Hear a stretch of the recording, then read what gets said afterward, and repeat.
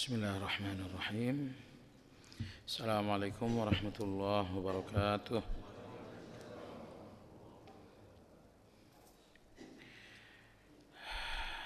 Alhamdulillah. Nahmaduhu wa nasta'inuhu wa nastaghfiruh. Wa na'udzu billahi min shururi anfusina wa min sayyiati a'malina. من يهد الله فلا مضل له ومن يضلل فلا هادي له وأشهد أن لا إله إلا الله وحده لا شريك له وأشهد أن محمدا عبده ورسوله لا نبي بعده اللهم صل وسلم على محمد وعلى آله وأصحابه ومن اهتدى بهديه إلى يوم الدين يا أيها الذين آمنوا اتقوا الله حق تقاته ولا تموتن إلا وأنتم مسلمون. Jamaah sekalian rahimakumullah, malam ini kajian Asmaul Husna insyaallah memasuki pembahasan pada nama Allah yang ke-73, yaitu Al-Akram. Jadi kalau nama Allah yang telah berlalu pada nomor 72 adalah Al-Karim dalam Al-Quran sebanyak 4 kali. Nah, malam ini adalah nama Al-Akram. Al-Akram dalam Al-Quran cuma 1 kali saja, yaitu pada ayat yang ketiga dalam surat Al-Alaq. Allah berfirman, Iqra' bismi rabbikal ladzi khalaq. Khalaqal insana min 'alaq. Iqra' wa rabbuka al-akram. Jadi ini satu-satunya nama Allah Al-Akram dalam Al-Quran. Nah, adapun nama Allah Al-Akram dalam hadis tidak ditemukan, namun terdapat dalam hadis mauquf. Yang dimaksud dengan hadis mauquf adalah ucapan-ucapannya sahabat dalam hal-hal yang tidak bisa diijtihadkan. Artinya sahabat ini ridwanullahi alaihim, kadang-kadang ucapan mereka dalam persoalan-persoalan ijtihad. Tapi kadang-kadang ucapan mereka dalam persoalan yang memang tidak bisa diijtihadkan. Misalnya persoalan gaib itu kan nggak bisa diijtihadkan.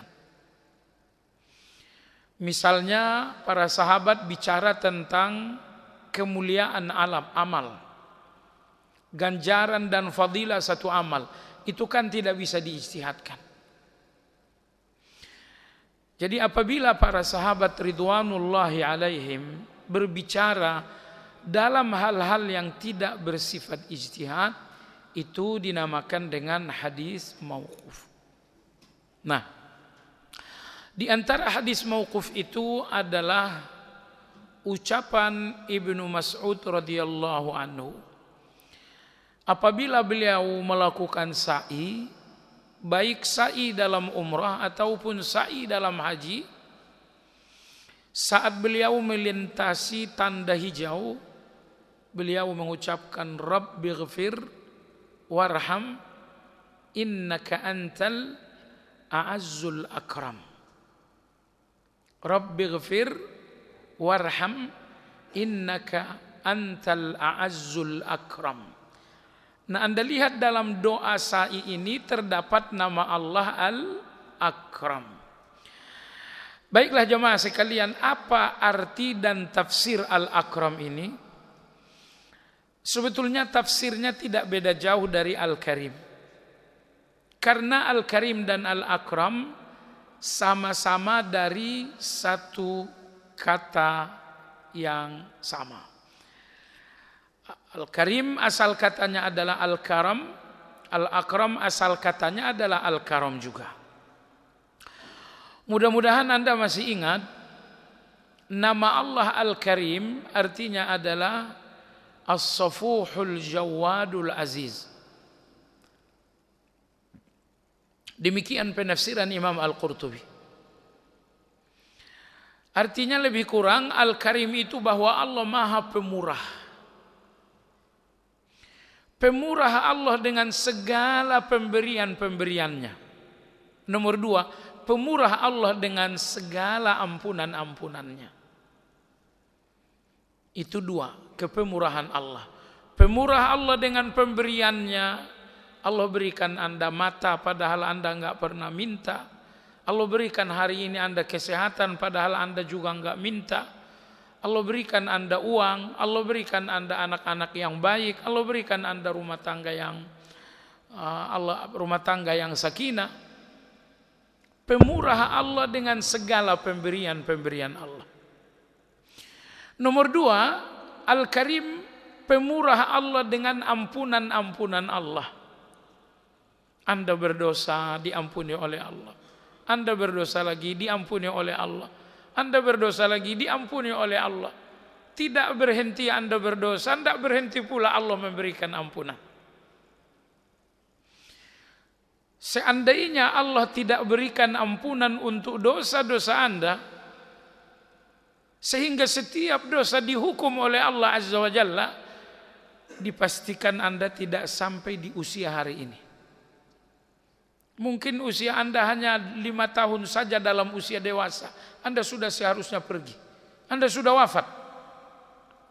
Wafat dalam hukuman-hukumannya Allah. Berdosa dihukum, berdosa dihukum, berdosa dihukum. Sehingga usia tanggung jawab dan mukallaf Anda mungkin hanya 5 tahun Anda akan wafat. Jadi kalau hari ini kita masih hidup dengan usia yang relatif panjang, itu karena dosa-dosa kita diampuni oleh Allah tanpa hukum. Allah ampuni tanpa Allah menghukum. Kenapa demikian? Karena Allah itu Al-Karim. Allah Al-Karim Maha Pemurah. Pemurah Allah dengan segala pemberiannya, pemurah pula Allah dengan segala maafnya. Pemurah Allah dalam maafnya artinya maaf Allah itu maaf dengan kemurahan. Maafnya Allah itu maaf dengan penuh kemudahan. Ada orang-orang yang memaafkan tapi dengan proses yang susah. Anda minta maaf pertama kali, datang lagi 2 kali, setelah 7 kali minta maaf baru dimaafkan juga. Ini tidak dinamakan karim. Karim itu adalah orang yang murah dalam memaafkan. Orang yang memaafkan Anda dengan cara yang sangat mudah. Baik. Jadi kalau begitu Al-Karim adalah yang Maha Pemurah. Dengan 2 pengertian. Pemurah dengan segala pemberian. Nomor 2, pemurah dengan maaf, dengan segala maafnya. Adapun nama Al-Akram artinya pemurah juga, tetapi dengan tambahan lebih. Al-Akram artinya maha lebih pemurah. Karena pola kata Al-Akram oleh orang-orang bahasa Arab dinamakan dengan isim tafdil. Isim tafdil itu mengandung makna lebih. Kabir besar, kalau akbar lebih besar. Jamil indah, kalau akbar, kalau ajmal lebih indah. Nah, karim pemurah, kalau akram lebih pemurah. Nah, kenapa Allah dinamai dengan maha lebih pemurah? Tidakkah cukup dengan nama Al-Karim saja? Imam Ibn Taimiyah rahimahullah mengatakan, semua nama dan sifat Allah yang pola katanya tafdhil sehingga ada arti lebih, itu maksudnya tidak ada tanding. Jadi Allah Maha lebih pemurah, lebih pemurah. Maksudnya pemurahnya Allah tiada tanding. Al-A'la, Al-Ali Allah Maha tinggi, Al-A'la Allah Maha lebih tinggi. Apakah tidak cukup Al-Ali sehingga perlu Al-A'la? Tidak cukup dengan Al-Ali. Karena Al-A'la ini Allah Maha lebih tinggi. Lebih tinggi dalam arti tidak ada tandingan tingginya Allah Azza wa Jalla. Allah Al-Kabir Maha besar, tidak cukup? Tidak. Maka muncul Akbar, Maha lebih besar. Lebih besar iya. Besarnya Allah itu tiada tanding. Nah, itulah makanya muncul nama Akram ini, nama A'la, nama Akbar. Semua nama-nama Allah yang pola katanya tafdil dengan makna lebih, karena nama-nama ini ingin memberikan satu konotasi bahwa Allah itu tiada tanding. Akbar, tiada tanding Allah dalam hal kebesaran. A'la, tiada tanding Allah dalam hal ketinggian.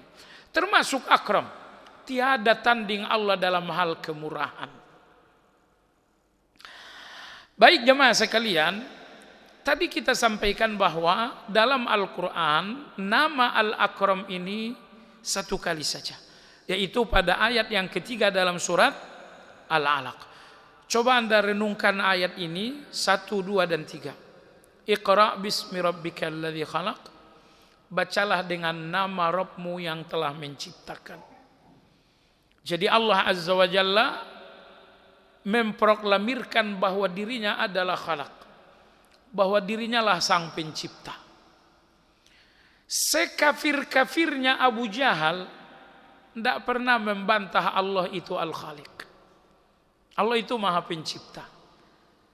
Makanya Allah berfirman dalam surat Al-Ankabut dan dalam beberapa ayat lainnya, wala in sa'altahum man khalaqahum la yaqulunna Allah.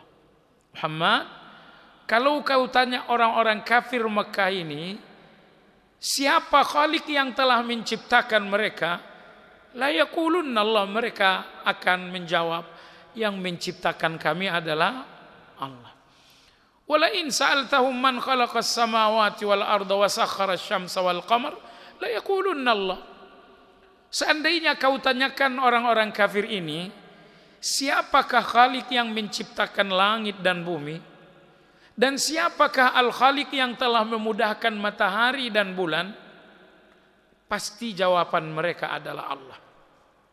Jadi sekafir-kafirnya Abu Jahal dan yang sejenisnya di zaman Nabi, mereka tidak membantah Allah itu Al-Khaliq. Tetapi siapa yang membantah Allah itu Al-Khaliq? Jawabannya adalah kaum falsafah. Jawabannya adalah kaum falsafah. Orang-orang falsafah ini mengatakan bahwa alam ini tercipta oleh dirinya sendiri. Jadi tidak ada Allah, tidak ada Tuhan yang mencipta. Jadi alam dengan segala bentuknya tercipta dengan dirinya sendiri. Mereka mengatakan, Anda lihat tanah yang tandus? Anda tidak melihat kehidupan bukan? Tidak ada rumput, tidak ada tanaman. Tiba-tiba turunlah alam yang bernama hujan. Lalu tanah yang tadinya tandus menumbuhkan rumput, menumbuhkan tanaman. Perhatikan bagaimana alam itu menciptakan dirinya sendiri. Ini adalah air, di dalamnya Anda lihat nggak ada apa-apa. Tapi taruhlah di luar sebangsa 3 hari, ambil mikroskop, Anda akan melihat di dalamnya ada parasit, di dalamnya ada bakteri, bahkan di dalamnya ada jentik-jentik. Ada apa ini? Jawabannya, alam itu menciptakan dirinya sendiri. Inilah kaum falsafah. Karena kaum falsafah ini intinya tidak beriman kecuali yang bersifat fakta. Artinya mereka tidak percaya dengan hal yang gaib. Mereka mengingkari hal yang gaib dan hanya mempercayai yang bersifat fakta. Akhirnya mereka mengatakan tidak ada Allah yang mencipta. Jadi alam ini semuanya tercipta oleh dirinya sendiri. Subhanallah, Allah Subhanahu wa ta'ala menampakkan 4 hal dan menyembunyikan 4 hal.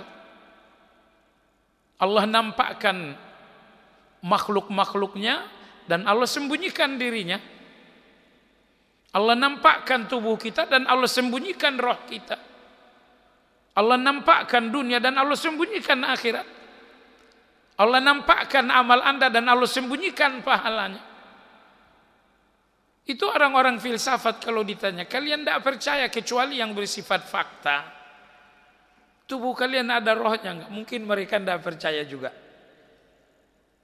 Untuk berpura-pura benar saja. Baik. Iqra bismi rabbikal ladzi khalaq. Bacalah dengan menyebut nama Allah khalaq, yang telah menciptakan.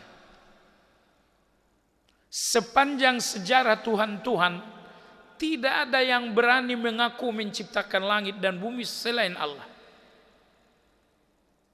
Misalnya Anda pergi ke negara India, mereka punya Tuhan A, B. Ada enggak Tuhan mereka yang mengaku menciptakan langit, bumi?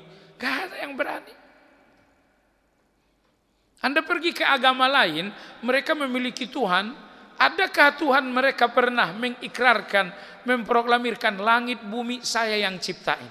Gak ada.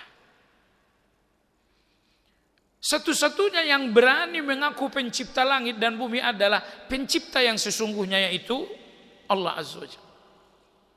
Bahkan Allah untuk meyakinkan dirinya sang pencipta dengan berbagai cara. Salah satunya Allah Subhanahu wa taala menjelaskan secara detail bagaimana semuanya diciptakan.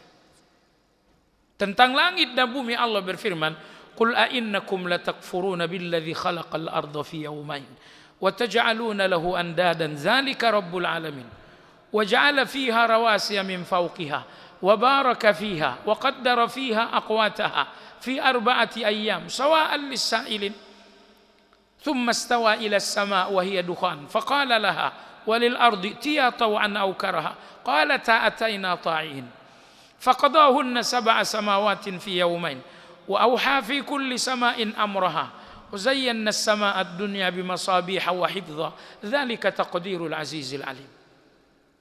Terjemahannya secara bebas, pantaskah kalian kafir kepada Allah? Padahal Dia yang menciptakan bumi ini dalam 2 hari. Setelah Allah ciptakan bumi dalam 2 hari, kemudian Allah menciptakan isinya dalam 2 hari lagi. Isinya Allah ciptakan gunung-gunung, Allah ciptakan kayu-kayu, Allah ciptakan laut, Allah ciptakan sungai. Kemudian diisilah oleh Allah perut bumi ini dengan segala kebutuhan manusia sampai kiamat.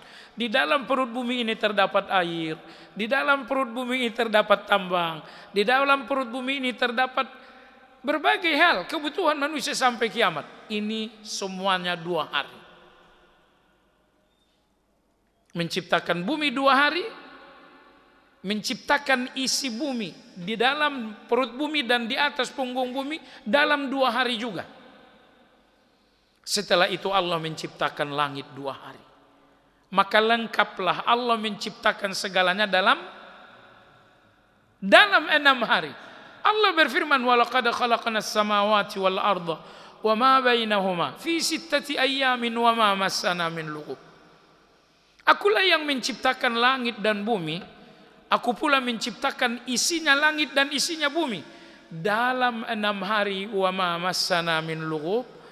Seujung jarum pun aku tidak capek letih menciptakan itu semua.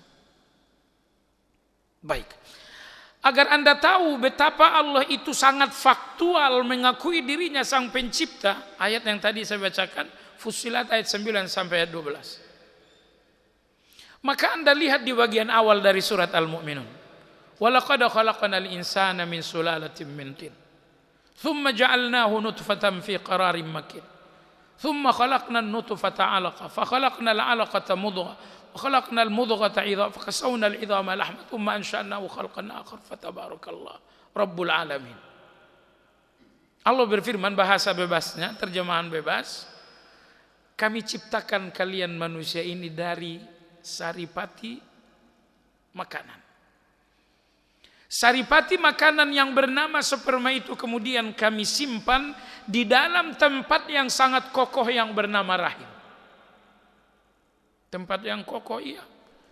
Anda lihat bayi dalam rahim ibunya, ibunya miring, bayi tidak jadi penyok. Apa mungkin bayi lahir, oh ini jidatnya penyok, kemarin maknya tidur tengkurap? Enggak ada. Maka Allah mengatakan rahim itu qararim makin, tempat yang sangat kokoh. Selanjutnya Allah berfirman, kami mengubah sperma itu menjadi darah. Lalu kami mengubah darah itu menjadi segumpal daging. Lalu kami mengubah segumpal daging itu menjadi tulang belulang. Lalu kami membuat tulang belulang itu dibungkus lagi dengan daging. Lalu keluarlah makhluk yang berbeda bernama manusia. Jadi coba lihat betapa detailnya Allah bicara tentang proses penciptaan manusia ini 14 abad yang lalu saat manusia nggak ngerti dengan kemajuan ini. Sekarang muncullah sinar A, sinar B, sinar C, berbagai macam sinar. Terkuaklah bahwa apa yang dibicarakan Allah memang itulah adanya. 40 hari sperma dalam rahim. Setelah itu 40 hari sperma berubah menjadi darah dan selanjutnya. Jadi Allah mengatakan aku sang pencipta, lalu Allah rinci bagaimana menciptakan manusia dan ternyata faktual. Baik. Iqra bismi rabbikal ladzi khalaq. Khalaqal insana min 'alaq. Dialah Allah yang telah menciptakan manusia dari segumpal darah. Setelah itu iqra wa rabbukal akram. Bacalah dan nama Tuhanmu yang wa rabbukal akram, dan Tuhanmu yang Maha Pemurah. Nah, Imam Ibn Taimiyah rahimahullah beliau mengatakan, apakah Anda perhatikan ayat ini? Ayat 1, ayat 2 berbicara tentang penciptaan manusia. Lalu pada ayat yang ketiga Allah menyebutkan namanya Al-Akram. Imam Ibn Taimiyah rahimahullah mengatakan, Allah sebutkan penciptaan manusia, kemudian ditutup dengan namanya Al-Akram untuk memahamkan manusia bahwa Allah menciptakan kalian dan Allah sudah siapkan pemberian-pemberiannya untuk kalian. Jadi tidak usah terlalu gelisah. Allah ciptakan kalian akram, kemudian Allah menyebutkan namanya Akram yang Maha Pemurah. Maka Allah tidak menciptakan manusia ini untuk letih berlebihan, sebab Allah mengatakan aku menciptakan kalian dan aku Maha Pemurah. Yang artinya aku ciptakan kalian dan sejumlah pemberian untuk kalian udah selesai. Udah siap. Tinggal nunggu hari saja. Hari ini apa pemberian untuk kalian, hari esok apa pemberian untuk kalian. Sampai kalian mati semua pemberian itu sudah diatur oleh Allah Azza wa Jalla. Subhanallahil azim, nama Al-Akram ini tidak dihubungkan dengan penciptaan secara umum.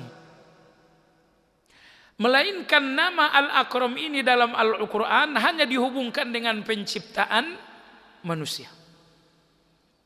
Allah tidak menyebutkan Al-Akram itu dalam pembicaraan penciptaan hewan, penciptaan malaikat, penciptaan jin, tidak. Tapi nama Al-Akram tersebut disebutkan oleh Allah dalam pembicaraan tentang penciptaan manusia. Anda tahu kenapa? Karena tidak ada anugerah Allah sebesar anugerah terhadap manusia. Anugerah Allah untuk manusia lebih banyak daripada anugerah kepada malaikat, lebih banyak daripada anugerah terhadap jin, apalagi terhadap binatang-binatang. Allahu Akbar. Maka nama Al-Akram hanya dihubungkan dengan penciptaan manusia, karena tidak ada ciptaan Allah yang paling banyak mendapatkan pemberian Allah lebih dari manusia. Allah berfirman, walaqad wattini wazzaitun wa turi sinin wa hadzal baladil amin laqad khalaqnal insana fi ahsani taqwim. Kami ciptakan manusia dalam bentuk yang sangat indah. Anda tahu kenapa bentuk Anda dinamakan Allah ahsani taqwim? Antara lain, semua makhluk, jin, malaikat, binatang, semua makhluk diciptakan oleh Allah dengan kun fayakun, kecuali manusia. Adapun manusia diciptakan Allah langsung dengan kedua tangannya.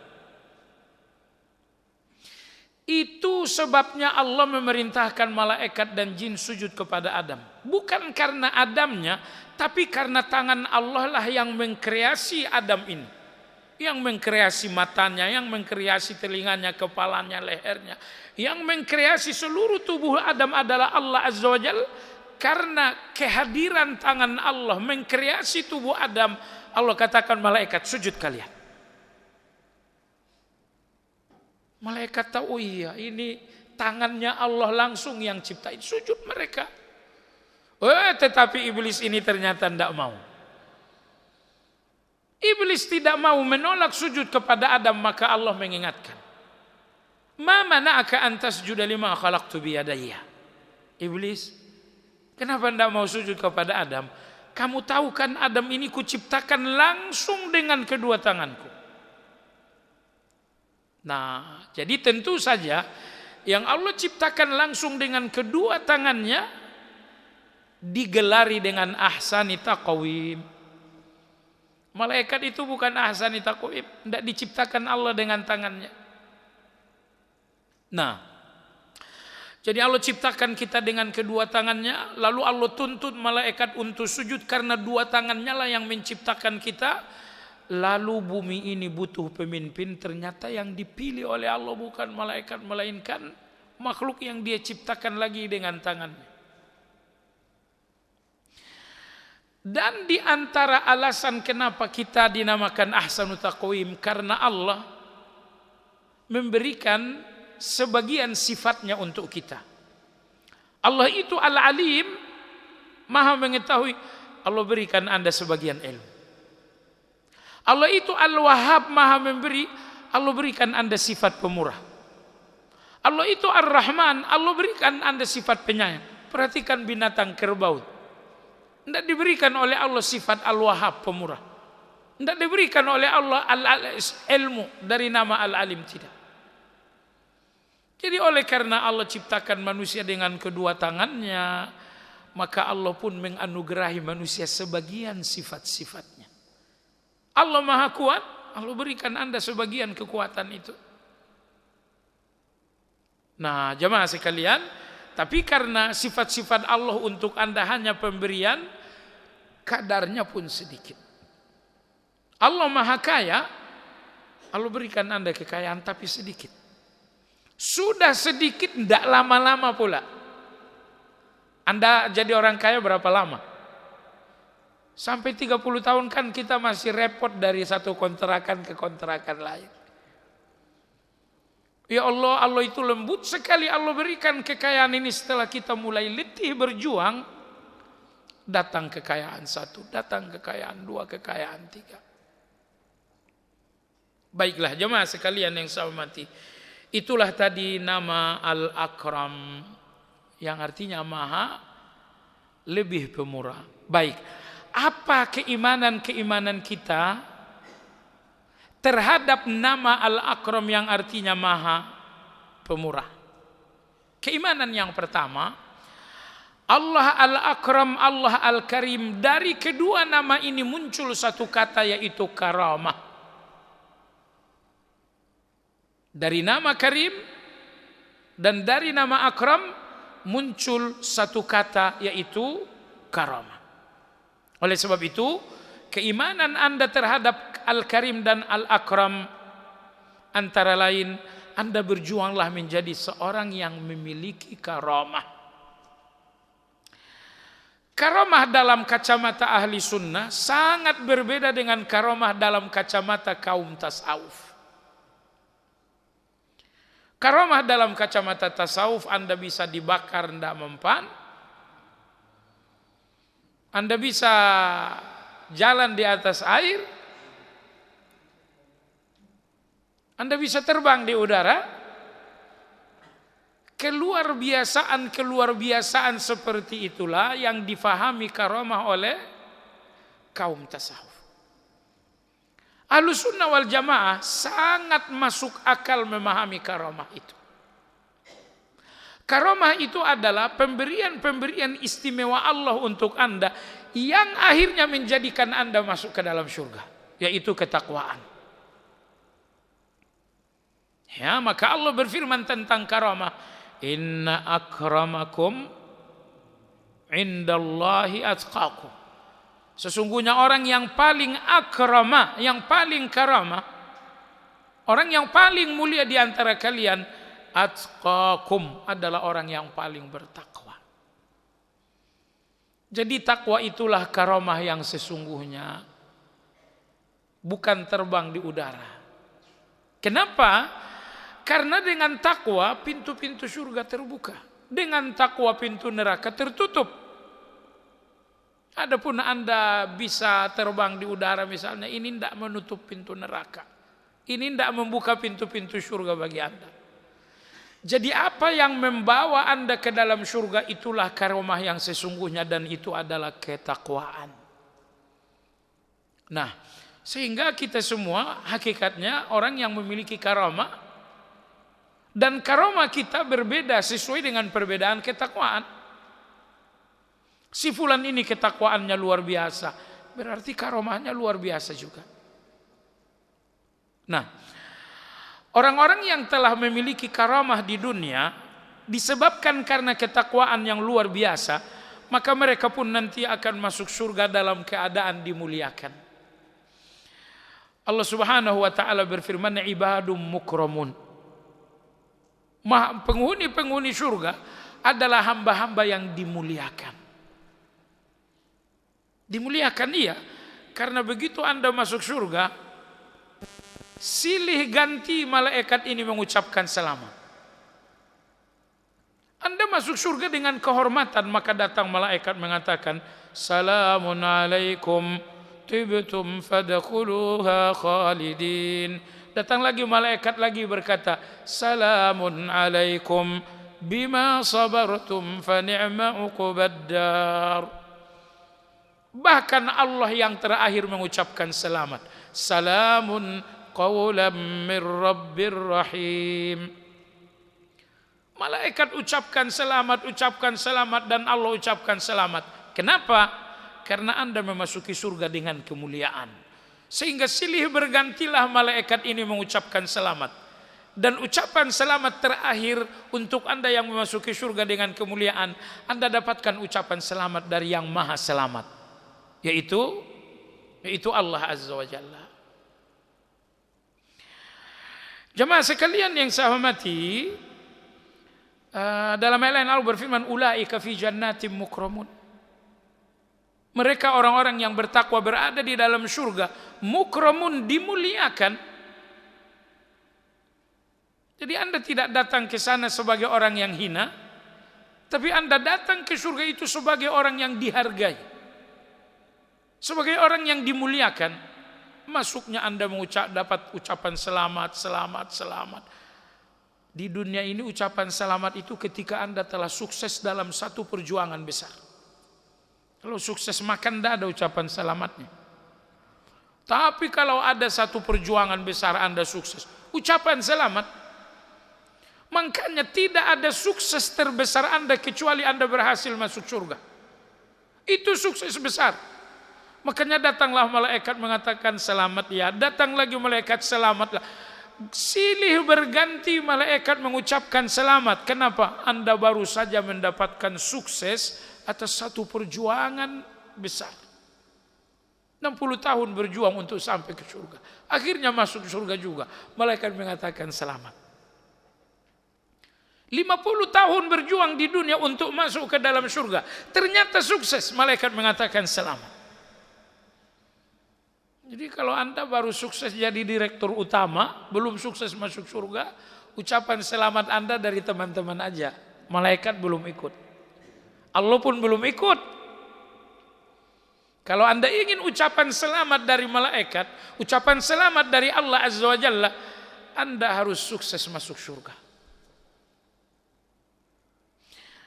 Allah Al-Karim, dan semua nikmat-nikmat surga dinamakan dengan rizqun karim. Dalam beberapa ayat Allah mengatakan lahum maghfiratu wa rizqun karim. Di dalam surga kalian mendapatkan rezeki yang karim. Kenapa nikmat-nikmat surga dinamakan rezeki yang karim? Karena Anda mendapatkannya tanpa letih. Bahkan Anda mendapatkannya tanpa permintaan. Anda dapatkan, letihkah Anda untuk mendapatkan keinginan di surga? Tidak. Perlukah Anda meminta untuk keinginan di surga? Tidak. Karena tidak ada letih, bahkan tidak ada permintaan untuk keinginan-keinginan surga, maka dinamakanlah semua yang Anda dapatkan di surga dengan rizqun karim. Kenapa karim? Karena Anda dapatkan tanpa letih. Di dunia ini uang banyak Anda, tapi kan banting tulang juga. Uang banyak Anda, tapi kan resikonya Anda mengorbankan nyawa juga. Syukur-syukur Allah lindungi nyawa Anda. Makanya rezeki di dunia ini tidak dinamakan rizqun karim. Oh, penghasilan dari perusahaan saya sebulan 20 miliar. Iya, itu tidak namakan rizqun karim. Karena Anda masih letih untuk mendapatkannya. Anda masih penuh risiko untuk mendapatkannya. Syukur-syukur selamat. Kalau tiba-tiba KPK main-main, oh, urusan dengan KPK. Jadi ingin saya katakan jamaah sekalian, semua nikmat Allah di dunia ini sebesar apapun, semewah apapun tidak dinamakan rizqun karim. Karena rizqun karim itu hanya pemberian-pemberian Allah untuk Anda di dalam surga. Baik. Kemudian keimanan Anda yang kedua terhadap nama Al-Karim dan Al-Akram. Apa keimanan Anda yang kedua? Sekali lagi, Al-Karim, Allah Maha Pemurah. Seperti apa pemurahnya Allah? Allah malu kalau tidak ngasih. Itulah pemurahnya Allah. Kalau begitu, keimanan Anda yang kedua sebanyak mungkinlah berdoa kepada Allah. Sebab kalau Anda tahu Allah itu pemurah dan Anda nggak mau berdoa, itu nggak pas. Kalau Anda tahu ada seseorang yang kikir, Anda nggak akan minta. Tapi kalau ada seorang yang murah hati, seseorang yang benci kalau Anda nggak minta, oh pasti sebelum datang sudah 10 permintaan. Oleh sebab itu, imani nama Al-Karim dan Al-Akram, yaitu Maha Pemurah, dengan cara sebanyak mungkin meminta kepada Allah Azza wa Jalla. Sebanyak mungkin meminta. Dan dalam hadis Abu Sa'id radhiyallahu anhu, Nabi kita bersabda, "Ma min muslimin yad'u bida'watin laisa fiha ithmun wala qati'ah illa a'tahu Allah bi ihda thalath." Apabila doa seorang muslim tidak mengandung dua hal, doanya dikabul. Pertama, doanya tidak mengandung dosa. Nomor dua, doanya pun tidak mengandung permusuhan. Ya Allah, hancurkan bisnis si fulan. Oh, itu doa permusuhan, tidak bakal diterima oleh Allah. Jadi jangan sampai Anda menganggap Allah itu pengawal Anda gitu ya. Ya Allah, tewaskan si fulan yang jahat itu. Oh, ini doa permusuhan, Allah nggak bakal dengar. Tapi kalau doa Anda misalnya doa dosa, itu pun Allah nggak tinggi. Ya Allah, jadikan aku pemilik bank konvensional terbesar seluruh dunia. Nggak bakal diterima oleh Allah. Doanya doa dosa. Nah, kalau doa Anda ini tidak mengandung dosa, tidak mengandung pemusuhan, akan Allah terima dengan salah satu dari 3 kemungkinan. Kemungkinan pertama, Allah berikan doa sesuai dengan permintaan. Ya Allah, berikan aku sehat, Anda sehat. Ya Allah, berikan aku uang, Allah kasih uang. Kemungkinan yang kedua, Allah tidak kasih doa Anda di dunia, tapi ditunda oleh Allah untuk dikasih di akhirat. Dan tentu pemberian Allah untuk Anda di akhirat lebih baik dari pemberian Allah untuk Anda di dunia. Anda lebih memilih yang mana? Pemberian Allah di dunia, di akhirat tidak dapat, atau pemberian di akhirat dan di dunia nggak dapat?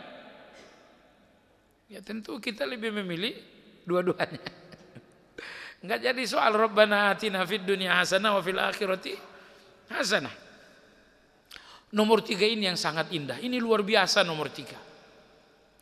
Kadang-kadang doa kita tidak diterima oleh Allah di dunia sesuai permintaan, tapi Allah gantikan dengan kebaikan-kebaikan. Oleh sebab itu, coba dengar, dalam jumlah yang sangat besar, kebaikan-kebaikan, kondisi-kondisi baik Anda yang sekarang adalah ganti dari doa-doa Anda yang tidak diterima oleh Allah.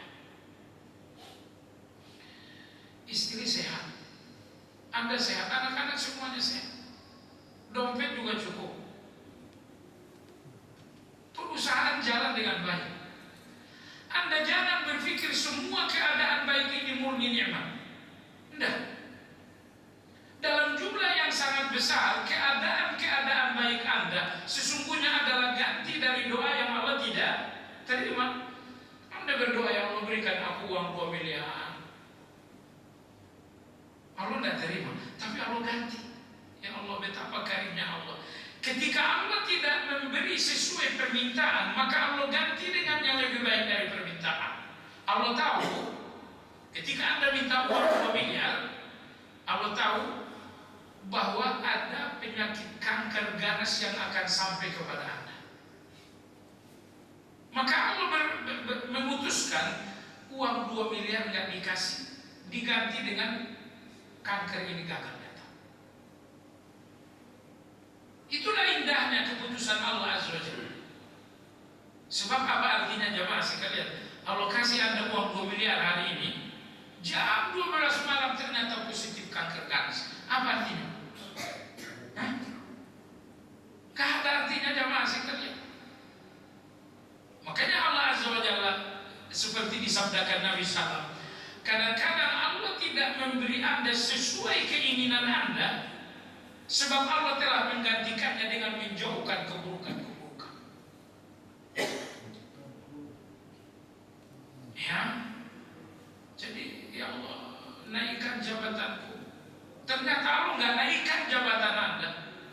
Jangan kecewa. Di mana doa Anda itu digantikan oleh Allah dengan keselamatan Anda dalam perjalanan. Boleh jadi dalam catatan Allah dari perjalanan tol Cipali Anda akan mengalami kecelakaan fatal. Tiba-tiba Allah ambil doa Anda tadi untuk menggagalkan keadaan buruk itu. Oleh sebab itu jamaah sekalian yang saya hormati, jangan tertipu bahwa semua keadaan baik Anda murni pemberian Allah, murni nikmat Allah. Enggak. Pemberian murni enggak. Karena dalam jumlah yang sangat banyak, keadaan-keadaan baik kita adalah ganti dari doa-doa yang Allah tidak terima. Allah kita aja semua.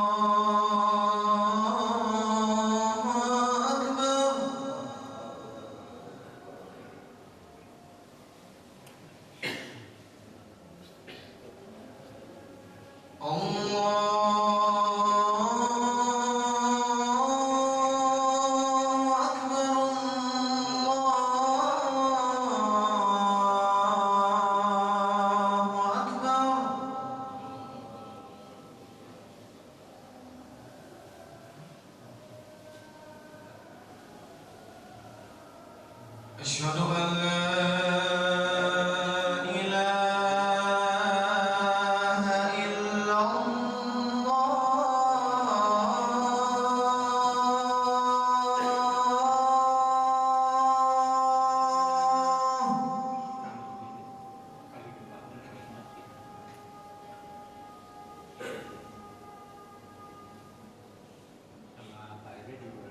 أشهد أن لا إله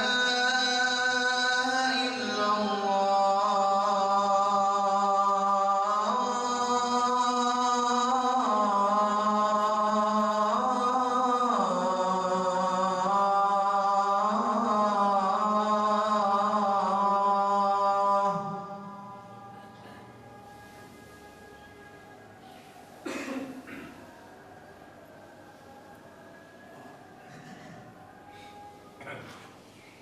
أشهد أن محمدا رسول الله.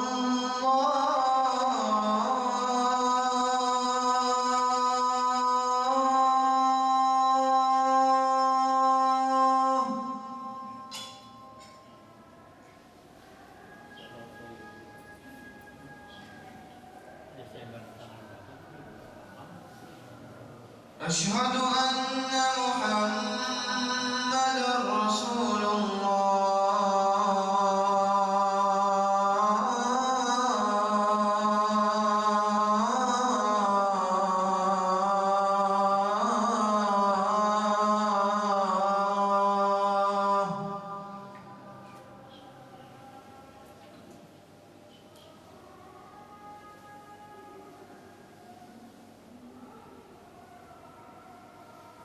حي على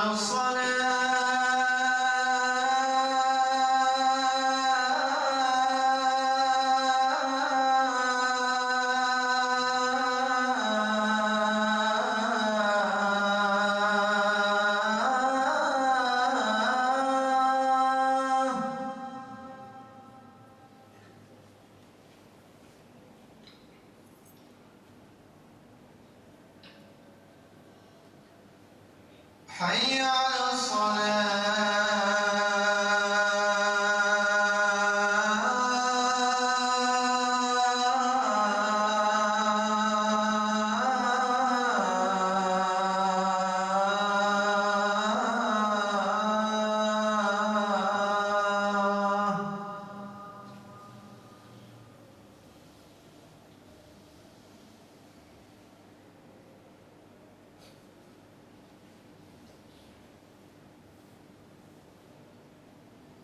حي على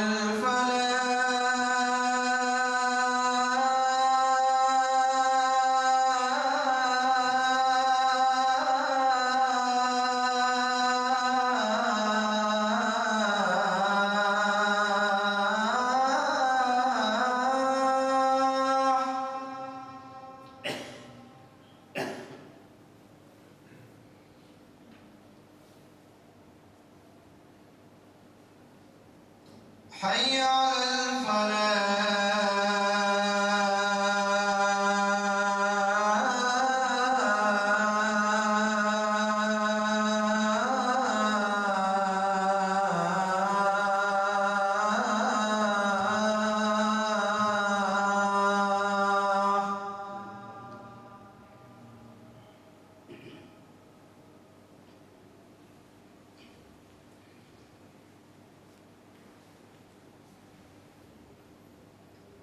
الله أكبر الله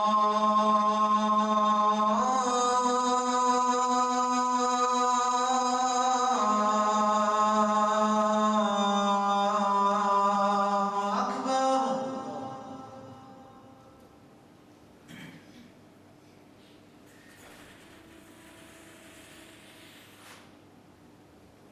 لا إله إلا الله.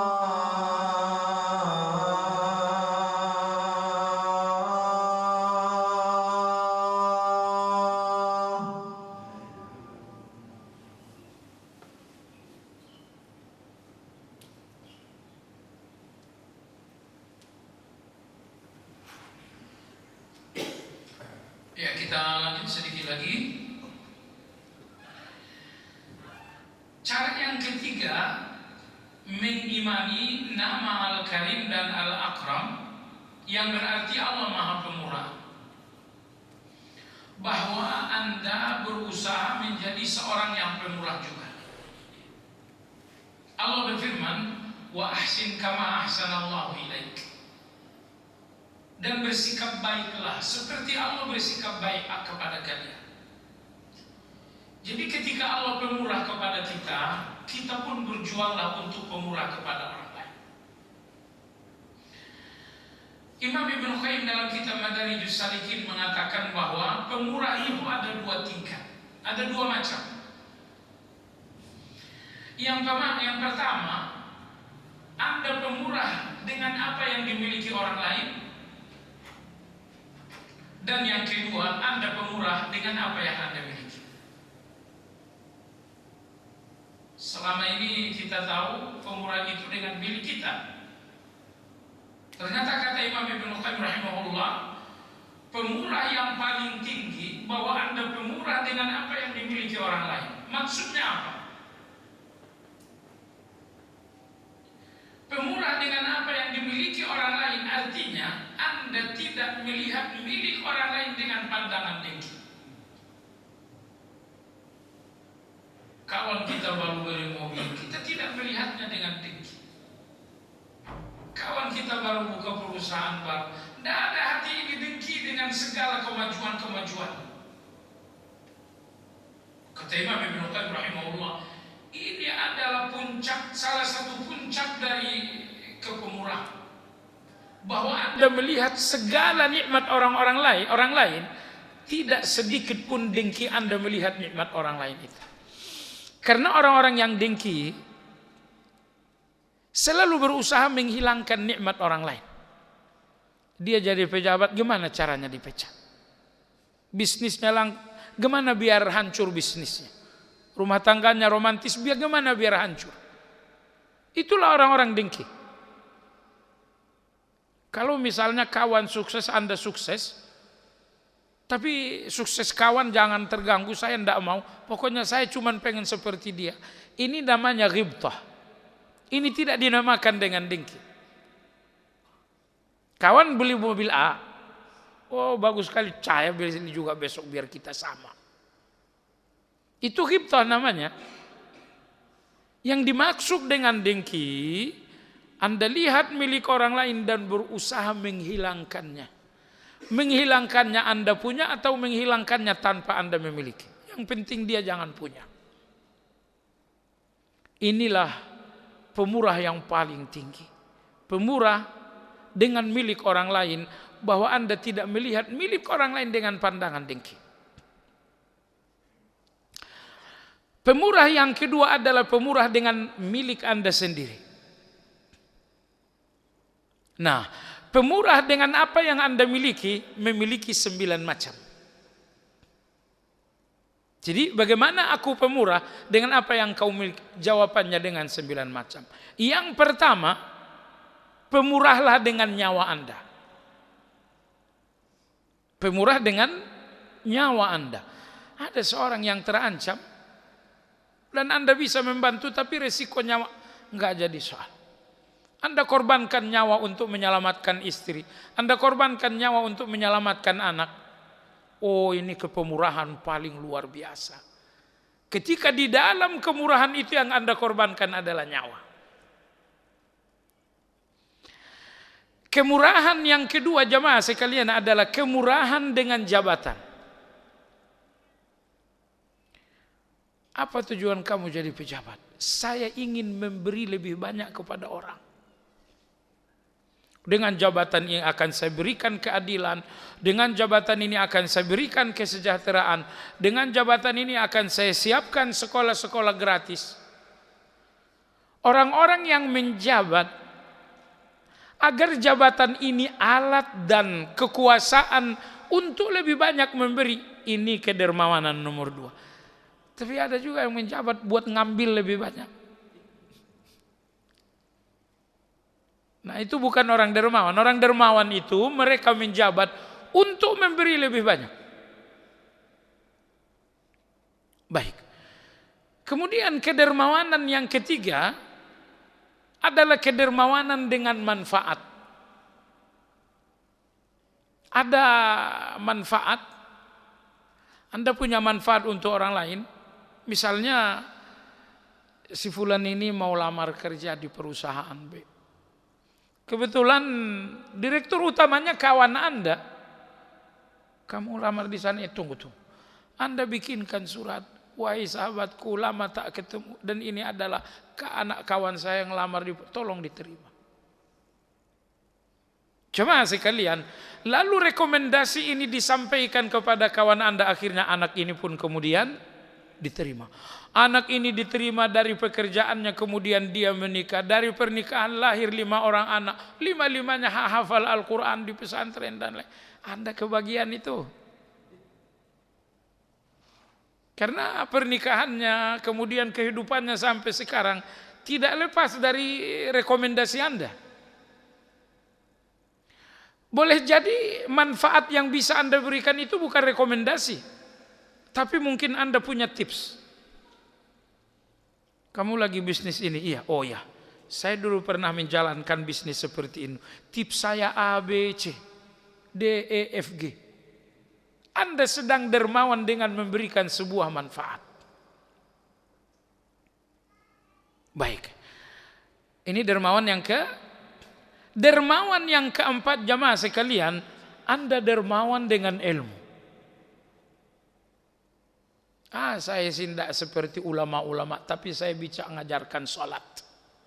Saya enggak seperti imam-imam, tapi saya bisa mengajarkan Al-Quran. Mengajarkan ilmu agama adalah kedermawanan yang luar biasa.